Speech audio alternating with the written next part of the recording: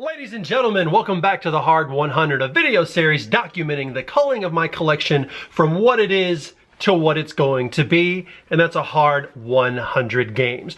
Recently, Phil and I went to a local board game cafe here in Houston, Texas, and played a couple of games. The cafe itself was pretty good, the food was pretty good, the coffee was pretty good, the atmosphere was really cool, a lot of games to play. And we kind of brought our own after we played one of theirs. But that's okay, because today we're going to be talking about one of those games.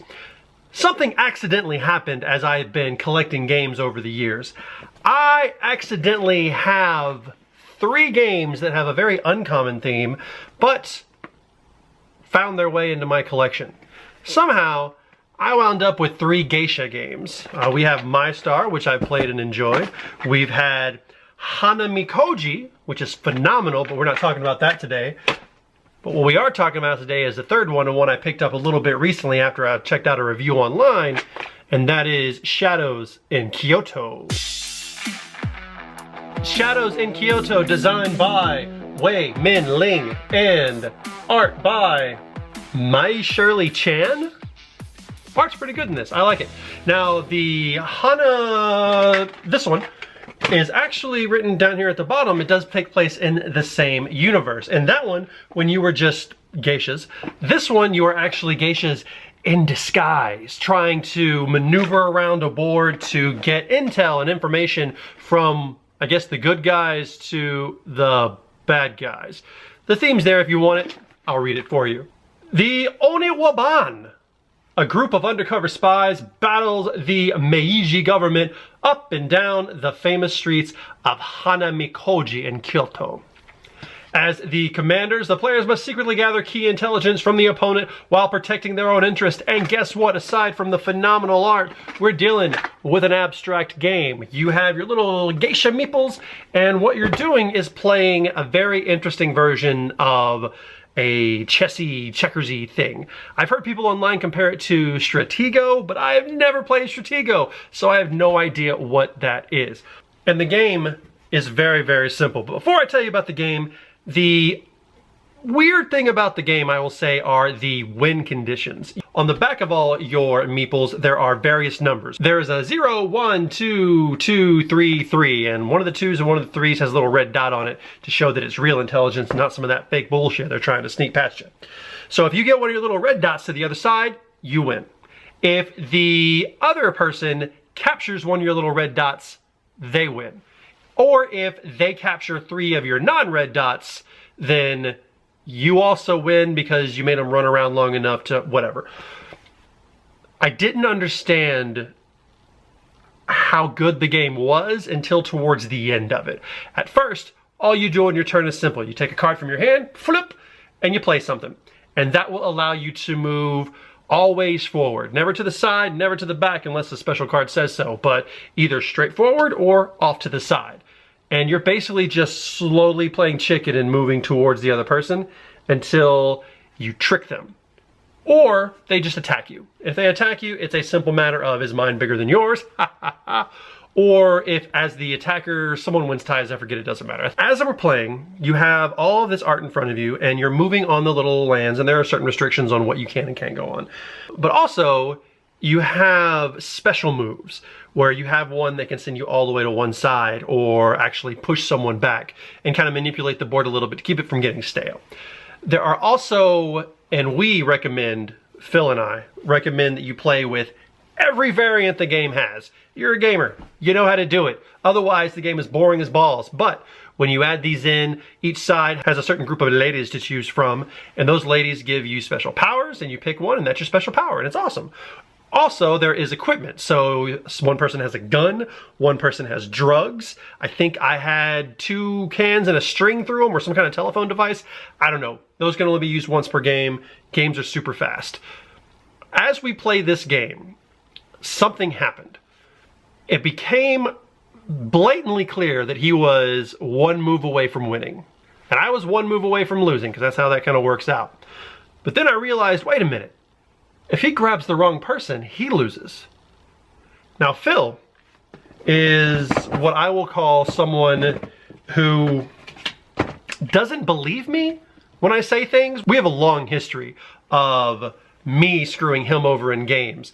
There's the Chinatown incident of 2014. There are just numerous things that have happened over the years that cause him not to trust me as much as he should. So what happened was there was a while back when any game calls for you to pick a card. Most people will just do this, pick the card. Not me though. I like to mess with them. So what I'll do is I'll do this. And when he tries to pick a card, I'll move it to the section he's moving to. So he's gotten to the point where he just takes my cards from me and then he will just pick a card from it, face down. And it's pretty funny.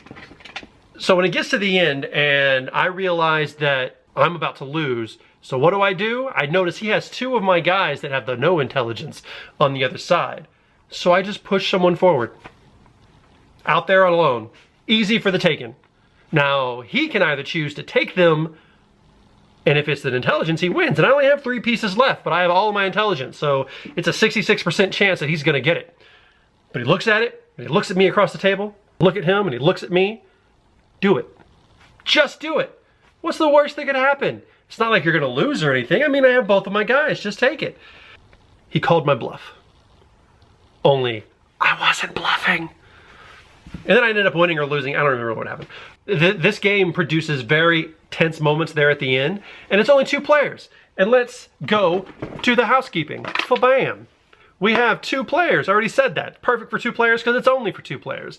There is no way this would be played solo. I can't imagine a version of this where you would play with more than one, because it's not even skill more than it is bluffing. And it's not even bluffing. It's not deduction. It's just, I feel like this is a game of chicken, where you're on one side of the bridge, theirs on the other, and you just drive forward until someone freaks out.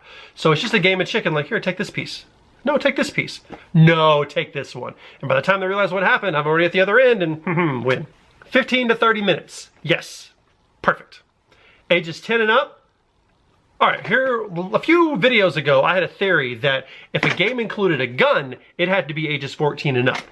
We have a gun in this game and it's 10 and up. I don't know how they're aging these things. I don't know how someone sits down and is like, 10 and up, 10 and up. I think you just slap a number on it. This one, the other one about geishas, this is 7 and up. So what the hell, in my other geisha game, 14 and up. There's no guns in this. This one's a little more heavy on the sexist side of geishas. This is on the killing side. So 10 and up. Has a couple other things here we'll run down for you. They grade this on an out of 5 system. We have 4 for strategy, nailed it. 2 for luck, luck of the draw.